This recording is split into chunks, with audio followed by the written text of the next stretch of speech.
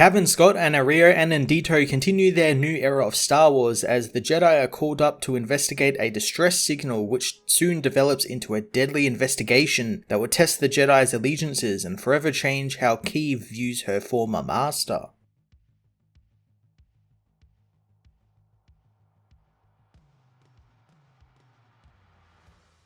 Cavan Scott continues to massively develop these new characters and this new setting, delivering a satisfying, action-filled issue that deals with a run-of-the-mill mission for the Jedi of this era, and it quickly spirals into a larger conspiracy. I enjoy seeing these Jedi just out on the mission, doing their part to help the people of the Republic, as well as how they operate in what is essentially peacetime, acting more as detectives than warrior monks. Scott also building up the eventual fall of Skier is really quite compelling and interesting as well, and I like that it's built on the Trandoshan's PTSD. He's not just getting angry and tapping into the dark side, there's a good reason for the hatred and anger he feels towards the Nihil, and we see a little of that come out here, leading to his friends and partners begin to kind of question if he's stable enough to continue his duties as a Jedi. It's been extra great having actually read the Light of the Jedi novel, which he is a part of, and getting to see him kind of before all of this happened and get a good idea of how different he is thanks to losing his arm and almost being killed in a big battle. So I'm looking forward to seeing him fall to the dark side probably over the next 3 issues and maybe beyond that.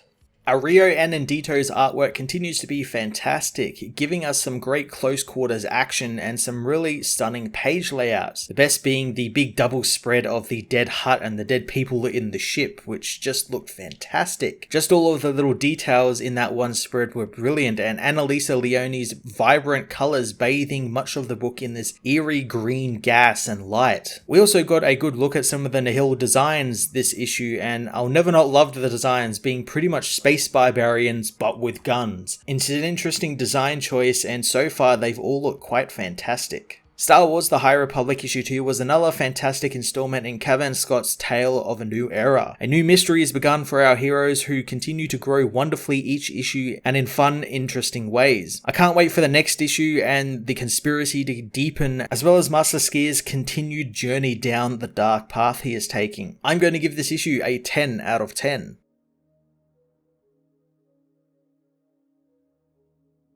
Star Wars The High Republic issue 2 finds Keeve Trennis on her first mission as the Jedi Knight, knowing all eyes will be on her, especially that of her old master, Skier. As twins Seret and Terek train, Skier asks her how long until arrival, learning that they're about to drop from hyperspace. They drop from light speed only to find the ship that sent the distress call they are responding to has been ripped to shreds by something. Keeve senses some survivors aboard as Skier orders her to be brought alongside the ship, finding that it is still pressurized. Docking with the destroyed ship, the Jedi board, finding the ship to be filled with smoke and gas. Donning their rebreathers, they enter the ship, lightsabers activated, as Keeve knows the Nihil are behind this, and while she never has fought them, Skier has, and had lost an arm to them. Skier tells Keeve to head to the flight deck with Seret, while he and Terek explore the rest of the ship. Skier heads off with his new Padawan, who has heard of the Nihil's strategy of pumping ships full of gas and boarding to slaughter the survivors and prisoners. Skier has a flashback to losing his arm at the Battle of Kerr, as Seret can feel the other half of him is concerned for their master, as he's experiencing some sort of extreme trauma. Keeve radios in to ask if he's okay, but the old master says that she needs to concentrate on her mission, asking if she's found the flight deck. Keeve is having trouble seeing through the smoke, so she's told to use the Force to help search the ship. The woman does so, and soon she finds the flight deck, which is the home to a large dead Hutt and many of his men and droids. Skier is surprised to find a Hutt in Republic space, as Keeve tells him the cause of death are multiple, finding stab wounds and blaster bolt impacts. Seret notes also the first signs of Nagnol poisoning are evident, as the gas was distributed through the ship and destroyed the ship's sensors, and was even fatal to Hutts in such large doses, and it's no doubt a key element in the Nihil smokescreen they pump into the ships. Skier soon comes across a crop of barley, which confuses the Jedi since Hutts usually aren't farmers. farmers. Seret thinks that they wanted to sell the harvest to the highest bidder on one of the worlds still rebuilding from the great disaster. Tarek scans the remains of the crop as suddenly he is blown away by a hidden slug thrower. Seret feels his brother is injured, but they will live as Skier sniffs out the shooter, igniting his lightsaber and giving chase through the smoke. He soon finds blood and the gun that shot Seret, knowing the Nihil doesn't have long to live as the pirate jumps down on the Jedi. Skier easily cuts the man in half, becoming enraged and cutting up the body into nothing as Keeve arrives, asking if there was no way to disarm the pirate. Skier calls the Nihil a coward and knows that there wasn't another way to deal with them. The Master contacts the Starlight Beacon, telling Avar Kriss that no one was left alive and the Nihil have no honor, hence why he killed it. Avar reminds him not to demonize the enemy since no matter the atrocities they commit, they are still living beings. Maru says that he analyzed the data that Tarek sent them, finding the crop was indeed barley and it was cultivated on Typharia and it's a key ingredient in Bacta, the new miracle salve that's replacing Rejuve, something Keeve knows Tarek could use some of now. Maru can't find any records of a stolen shipment and can only assume the Hutts actually purchased them legitimately, but from where they don't know. Seret thinks that he can help, having looked over what was left of the Navidroid on the flight deck, finding that they came from the Sedri system at the time of the attack. Maru tells the group of the small system and how the planet Sedri is 99% covered in water, and while Sedri Minor is largely arable and home to a single colony on it, but there have been little contact from them in the 12 years that they have been established. Avar knows that it's long overdue for a visit, telling Skier to take the Ullars to Sedri Minor while she and Roa bring the Atraxia to collect the Hutt ship, since Chancellor So will want to know which clans are breaking sanctions by trading openly in Republic territory. Keeve wants to go with Skier, but he refuses, telling her to stay with the injured Tarek until Avar arrives. Keeve tries to voice her disapproval, but Skier says that it's been decided and the Force will be with them. Later on Sedri Minor, Skier and Seret arrive to find children waiting for them, excited to see a Jedi, but soon they are met by Kalu Sulman, who says that they are not welcome there since there is no point for the Republic or Jedi to be there since this is an independent colony. As Skier talks with the man about his barley, Seret spots a Rhodian beckoning to him to come into the grain. He follows after the being, calling out to him, but soon he becomes lost as a tentacle begins to hunt him through the barley. Back on the Hutt ship, Master Avar arrives, looking over the dead Nihil that Skier had cut up, as Keeve apologizes for not knowing what to do. Avar says that she should have told her right away since she would have stopped Skier from heading to Sedri Minor. Keeve apologizes since she had never seen him like this and that he was filled with so much rage. Avar herself apologizes since she knows he's not been the same since the Battle of Kerr, and she isn't the one to blame since she should have listened to the Force and realized that he was turning. Suddenly they hear a cry as Tarek doubles over in pain, knowing something has happened to Seret. Avar contacts Skier asking where Seret is, but Skier notices that he's gone. Skier races through the grain, cutting his way through the dense brush, but only finds the Padawan's lightsaber half buried in the ground.